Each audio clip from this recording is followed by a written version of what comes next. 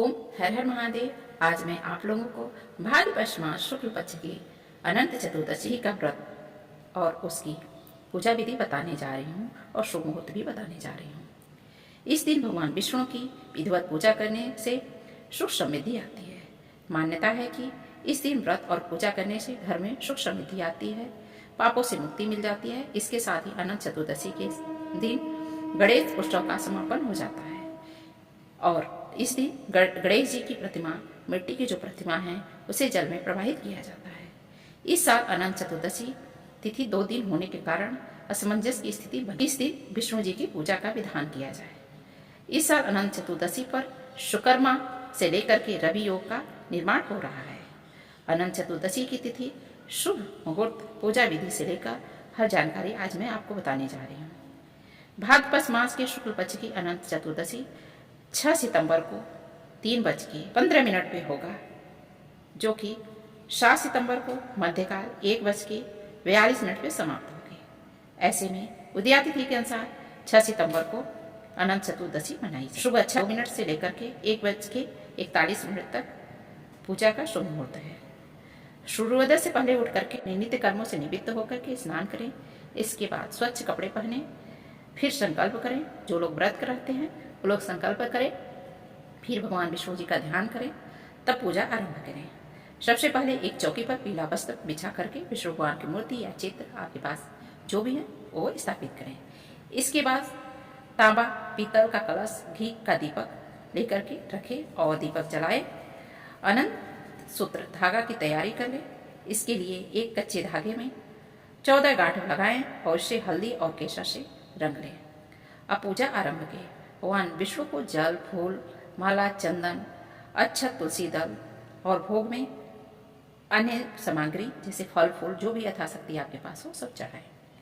इसके साथ ही अनंत सूत्र अर्पित करें। इसके बाद घी का दीपक जलाएं। विष्णु सहस्त्रनाम का पाठ करें। अनंत व्रत पाठ करें। जो मैंने कथा सुनाने जा रही हूँ वही पाठ आप सुने। यदि कथा आपके पास हो तो कथा सुने, नहीं तो हमारे यूट्यूब के माध्यम से सुने। बाद में विष्णु भगवान की आरती करें। उसके बाद माफी मांगे कि हे विष्णु भगवान, जो मुझसे सारे दिन में भूल चूक होगा उसे क्षमा करना। दिन भर व्रत रखें, शाम को पूजा के साथ व्रत का समापन करें। ऐसे अनंत चतुर्दशी का व्रत किया जाता है। भगवान को चढ़ाया हुआ अनंत चतुर्दशी का जो धागा है उसे उठा करके पुरुष दाहिने हाथ में और महिलाएं बाएं हाथ में बांध लें। इसे बांधते समय विष्णु से रक्षा और सुख समृद्धि की कामना करें और विष्णु भगवान का जाप करें। ओम नमो भगवते वासुदेवाय नमः। चाहे ये मंत्र करें, चाहे विष्णु गायत्री मंत्र का पाठ करें, जैसे ओम नारायण विद्महे वासुदेवाय धीमहि तन्नो विष्णु प्रचोदयात्। यह तीसरा मंत्र है, शांति प्रदायक विष्णु मंत्रम ओम विष्णुवे नमः। चाहे संकट नाशक मंत्र ये करें, ओम नारायणाय नमः। इस तरह का यदि आप पाठ करते हैं तो आपको शुभ फल की प्राप्ति होगी। दिन भर में आप जितना भी सारे दिन ओम नमो नारायणा, चाहे जो भी मंत्र मैं बताई हूँ 5 मंत्र में से एक भी मंत्र आपको जो भी याद है वो भी आप करेंगे तो शुभ फल की प्राप्ति होगी और विष्णु भगवान की कृपा प्राप्त होगी। तो आइए कथा की ओर चलते। एक बार महाराज युधिष्ठिर ने राजसूय यज्ञ किया था। समय यज्ञ मंडप का निर्माण सुंदर तो था ही, अद्भुत भी था। वह यज्ञ मंडप इतना मनोरम था कि जल व थल की भिन्नता प्रतीत नहीं होती थी। पता नहीं चल पाता था कि कहाँ जल है और कहाँ थल है। जल में स्नान तथा स्थल में जल की भांति प्रतीत होता था। ऐसा महल बनवाया था। बहुत सावधानी करने पर भी बहुत से व्यक्ति उसमें अद्भुत मंडप में धोखा खा चुके थे। एक बार कहीं से टहलते टहलते दुर्योधन भी उस यज्ञ मंडप में आ पहुंचा और वहां पर एक तालाब को अस्थल समझकर उसमें गिर पड़ा। उसको देख करके द्रौपदी ने कहा, अंधों की संतान अंधी ही होती है। यह कहके उसका उपहास हुआ। इससे दुर्योधन को चिढ़ आ गई। यह बात उसके हृदय में बाण के समान लग गई और उसके मन में द्वेष उत्पन्न हो और उसने पांडवों से बदला लेने की ठान लिया। उसके मस्तिष्क में उस अपमान का बदला लेने के लिए विचार उपजने लगा। उसने बदला लेने के लिए पांडवों को द्रुत क्रीड़ा में हराकर उस अपमान का बदला लेने की सोची। उसने पांडवों को जुए में पराजित कर दिया। पराजित होने पर प्रतिज्ञा अनुसार पांडवों को 12 वर्ष के लिए वनवास भोगना पड़ा। वन में रहते हुए पांडवों को अनेक प्रकार के कष्ट सहने पड़े। एक दिन भगवान श्री कृष्ण जब मिलने आए तब युधिष्ठिर ने उनसे अपना दुख का कारण बताया और दुख दूर करने का उपाय पूछा। तब श्री कृष्ण ने कहा, हे युधिष्ठिर, तुम विधि पूर्वक अनंत भगवान का व्रत करो और पूजन करो तो सारे कष्ट दूर हो जाएंगे और तुम्हारा खोया हुआ राज्य पुनः वापस आ जाएगा।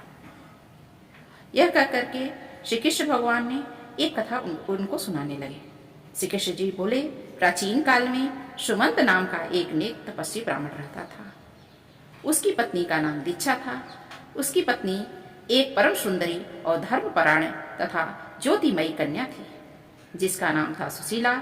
सुशीला जब बड़ी हुई तो उसकी माता दीक्षा की पत्नी के मरने के बाद सुमंत ने कर्कसा नामक स्त्री से दूसरा विवाह कर लिया। सुशीला का विवाह ब्राह्मण सुमंत ने कौटिल्य ऋषि के साथ कर दिया। विदाई में कुछ देने की बजाय कर्कसा ने दमाग को ईंट और पत्थर, उसका तो नाम ही कर्कसा था, और उसको बांध। यह देख करके कौटिल्य ऋषि बहुत दुखी हुए।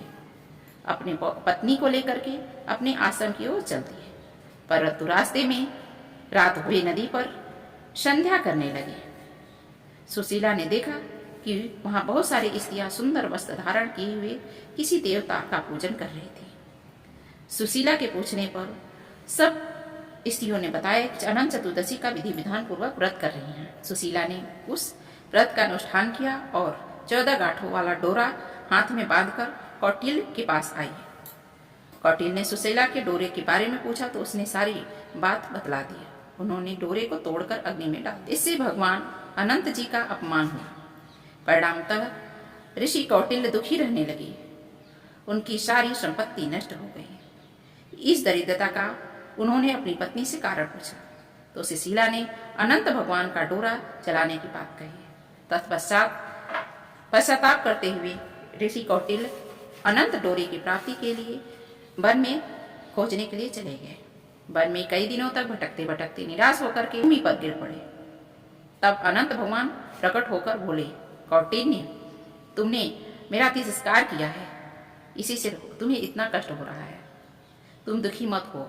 अब तुमने पश्चाताप किया है, मैं तुमसे प्रसन्न हूँ। अब तुम घर जाकर विधि पूर्वक अनंत व्रत करो। 14 वर्ष पर्यंत व्रत करने से तुम्हारा दुख दूर हो जाएगा और खूब धन्य धान घर में आ जाएगा। कौटिल्य ने वैसा ही किया और सारे क्लेशों से मुक्ति पा गई। श्री कृष्ण की आज्ञा से युधिष्ठिर ने भी अनंत चतुर्दशी व्रत किया, जिसके प्रभाव से पांडव महाभारत के युद्ध में विजयी हुए और चिरकाल तक राज्य करते रहे। यह तो थी अनंत चतुर्दशी की कथा।